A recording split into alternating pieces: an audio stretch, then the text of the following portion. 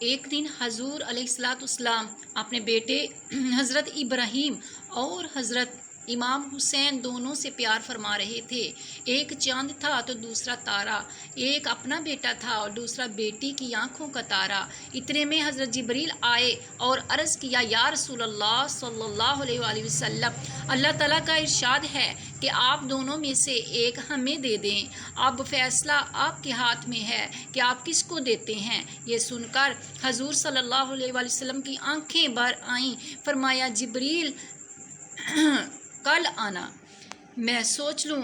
دوسرے روز جبریل آئے۔ حضور نے فرمایا، میرے بیٹے حضرت ابراہیم کو لے جا، کیونکہ اس کے جانے سے صرف مجھے ہی دکھ ہوگا، اور اگر حسین دیتا ہوں تو فاطمہ کو دکھ ہوگا، علی کو دکھ ہوگا، حسن اور زینب کو دکھ ہوگا، یہ روئیں گے، اور حسین میری آنکھوں کا تارا بھی ہے۔ اے جبریل، ایک وقت آئے گا کہ اسلام دھر دھر جا کر سوالی ہوگا، مگر کوئی بھی اس کی ہمدردی نہیں کرے گا، مگر میرا یہ حسین اپنا خون دے کر اسلام کو زندہ کرے گا۔ تو اس دن آپ کے بیٹے حضرت ابراہیم فوت ہو گئے، جس کی جدائی میں حضور صلی اللہ علیہ وسلم بہت اداس ہوئے۔ ایک روز حضور علیہ السلام نماز ادا فرما رہے تھے۔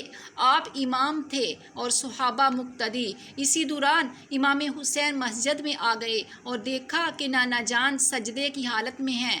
حضرت امام حسین سجدے کی حالت میں آپ پر سوار ہو گئے۔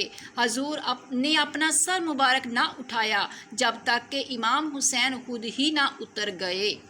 یہ سب لاڈ اور پیار کی باتیں تھیں، جس سے معلوم ہوتا ہے کہ آپ حسین رضی اللہ تعالی عنہ کا مرتبہ جو ہے بہت بلند اور بڑا ہے۔ آپ حسین علیہ السلام کا مرتبہ اللہ تعالیٰ نے بہت بلند کیا ہے۔